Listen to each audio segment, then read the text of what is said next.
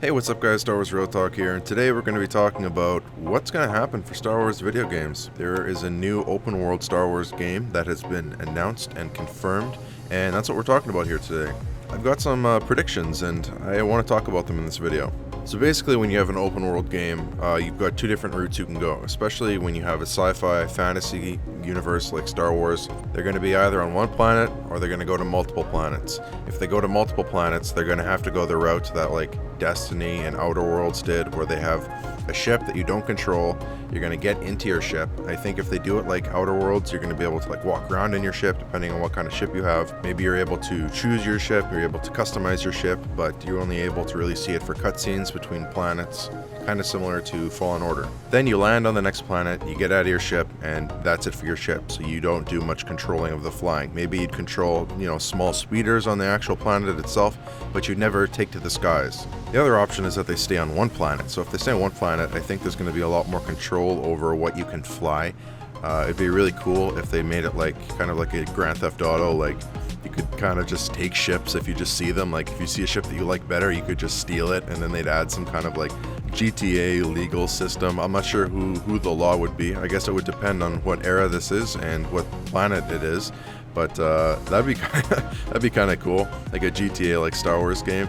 But I don't think they're going to go that way. I think what's more likely is you're going to have one ship that you can upgrade throughout the game, or I think there's probably going to be factions. Now, that's a whole nother route that you could go, but depending on what faction you join would determine what kind of ships you would fly. I think Star Wars is just so vast that, I don't know, it might be difficult for the game developers to just let the player have free reign as to everything that they do.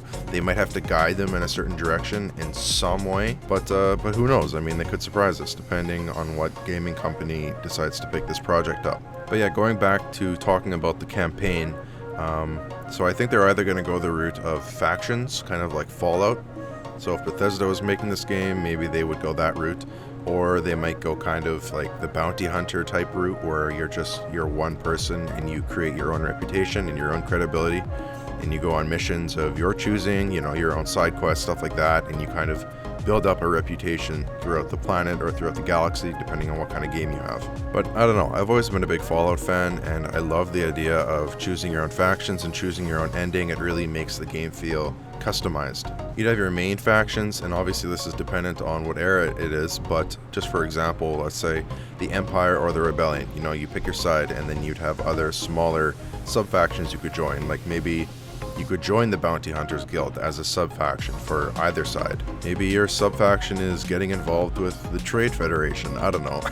There's a lot of options out there. Do I think that they're going to go the Jedi or Sith road? I don't think so. I think the Jedi and the Sith are just too overpowered. A lightsaber is too overpowered. If you had someone like Cal Kestis from Fallen Order running around in open world, I think you could just wreck havoc, I think that they have to nerf your player to some degree. In my opinion, I don't think there's going to be Jedi or Sith unless they're like main factions that you could maybe like align with. You couldn't like become a Jedi, but maybe you could like align with them. Maybe they teach you like some minor Force abilities, but I don't think that they'll make you a full-blown Jedi or Sith. We talked a little bit earlier about like what kind of legal system they would have. Is there any kind of penalty for killing a civilian? And I think that they might go along the lines of, if Bethesda does make this game, it might be like a faction legal system where, like, depending on what planet you're on or where on the planet you are and like who's got the power in that area, you might be breaking their rules. So different, like the shadier areas of town, like maybe you're in Lower Coruscant, maybe the law is a little bit looser, you can get away with a little more stuff, but when you're like super out and in the public, you could get away with a lot less stuff, obviously. But if you were maybe on a planet in the Outer Rim, maybe there is no law, right? So it might depend on where you are. There might not be a solid set of rules throughout the whole game.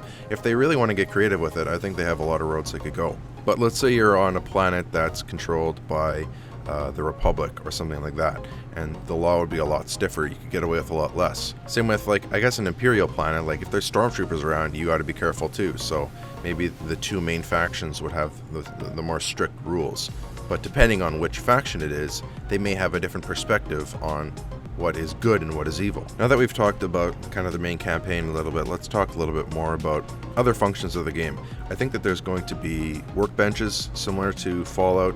I think you're going to be able to upgrade your guns and your weapons. I don't think you're just going to be able to pick up whatever gun is around. I think you'd have to kill an enemy and then you'd have an option of taking their gun. I don't think it's going to be like Borderlands where there's just guns everywhere. I think you're going to probably stick with your main guns throughout the whole game, with possibility of getting new guns throughout the game. But I think you're going to be able to customize and upgrade your main guns a lot, and then you can like double down on which guns you really like. Same with your Star Wars character. I think we're going to get a fully customizable Star Wars character, nothing like we've ever seen before. Tons of detail in the face, the hair color, the eye color, everything down to a T. We're going to be able to customize it. Outfits, stuff like that. I really hope that they make that a priority, because people care a lot about aesthetic, and this is one thing I learned from Battlefront, is that people care a lot about skins and how other people perceive their characters. So I think character customizability is going to be a huge thing in this game. If it is going to be an open world game, I'm assuming there's going to be a lot of collectibles. There's going to be a lot of different things that you can kind of pick up along the way. And Star Wars being Star Wars, there's going to be a lot of fan service and like little trinkets that are kind of like nods to the fans. I think there's going to be a lot of different little collectibles, like for those people that care about that kind of thing. I'm definitely one of those people. There's going to be a lot of collectibles. So they're going to have some kind of weight system. I think they might. I'm not sure if they're going to do like a weight system like Outer Worlds or Fallout or Skyrim does, but if they do, they're definitely going to have to give you some kind of home base, like a storage system. So usually when there's collectibles in a game, there's some kind of weight system or some kind of like backpack limit, kind of like Zelda Breath of the Wild. There's always some kind of limit if there's things that you can just pick up. So they're going to have to give you some kind of home base with a storage system, and I think it's going to either be kind of like where you have one house and you can like keep upgrading it and making it better, or it's going to be you have an option of like different places throughout the planet, or on different planets you could like put your home base on this planet or that planet, and I think that'd be really cool. I don't think it's going to be as like precise as Fallout 76 where you can just literally build your house anywhere on the map. I think they're going to give you some select options, places that you can buy or earn through quests, depending on what faction you are, or you're going to be able to display your weapons on the walls, and you're going to be able to, store all your stuff there, put some skins on some mannequins and statues and stuff like that. I think they're going to double down on that customizability part. At least, I hope they do a lot of customizability, because in the past, like, even the Star Wars games we've gotten within the past 10 years have kind of been recycled or reboots of old games, and I'd really like to see them do something totally new, something Star Wars has never done. I think they're going to have to come up with something really original if they want this game to, people are going to play it for the next 5-10 years. They're going to have to add a lot of things that make the game feel personal to you. That being said, I think there is going to be a level up system similar to Bethesda games. I think that there's going to be skill trees, and depending on what route you want to go, you'll have total control over what kind of character you're going to have. So depending on what kind of legal system, there could be like a pickpocketing or a lockpicking system in the game. But if you want to be a melee heavy character, I'm sure that there's probably going to be like a skill tree for that. Or if you just want to play with guns, or if you want to be a negotiator like Obi-Wan, there might be like a charisma or a speaking tree. I could definitely see that happening. So yeah, definitely a level up system of some kind and skill trees for sure. As for like the feel and the aesthetic of the game, I think it's going to be a gritty feel like Fallen Order, especially with The Mandalorian being as huge as it is and them launching the Boba Fett show. I think they know that people are really into bounty hunters right now and that whole lifestyle, so this game could replicate that, especially if they do decide to make the main character some kind of bounty hunter. I think the game is going to have a really gritty feel, and if it's even close to what Fallen Order looked like when you were walking around in towns and stuff like that, I think it's going to be really amazing. It's going to be a really beautiful game. As for soundtrack, I really hope they make an original score. Like, we all love the original Star Wars soundtrack, but I really love when they add new soundtracks and we fall in love with the new soundtracks. Like, Fallen Order had such a beautiful soundtrack. Like, I listened to the playlist of that game, and while it's nice to listen to the original stuff, I really hope that they just give us an original score that makes us think of this game and triggers those memories, like when you hear a soundtrack from an old game you used to play I want that kind of thing for this game. Now, before I wrap the video up, I just want to talk about what I hope is in this game. It's not what I realistically think is going to be in this game, it's what I hope is in this game.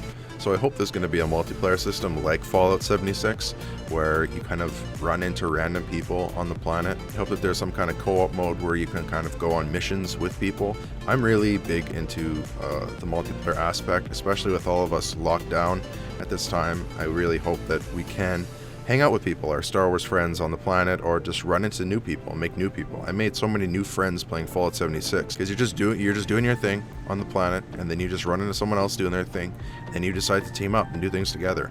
I hope that this game has something like that. Also, another nod to Fallout 76, it would be kind of cool if you could kill other characters, but I hope that they do it better than Fallout 76, because that player killing player system was really bad in that game. So I hope that if they do it in this game, they take a lot of time to make sure that it's good, it's fair, the player that dies doesn't completely lose everything, some kind of fair killing system. So that would be cool. There was a lot of good stuff in Fallout 76 that was just poorly executed, so now that Bethesda's had some time to deal with that hellfire, maybe they can refine that if they are a part of this game. And lastly, if they do have a multiplayer aspect, I really hope that they have a player shop, again, like Fallout 76, because, Fallout 76 did pave the way in a lot of ways with a lot of new multiplayer features that we'd never seen before.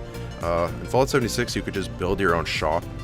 People could come to your base and buy stuff from your shop, and then whatever they bought, you'd set the price for it, and then you would get currency added to your inventory as soon as they bought it, even if you weren't there. I really hope they do something like that, because I'm a huge fan of collectibles, and in Fallout 76, when I had beaten the whole game, I was just going around looking for rare weapons and rare items that I think people would want to buy.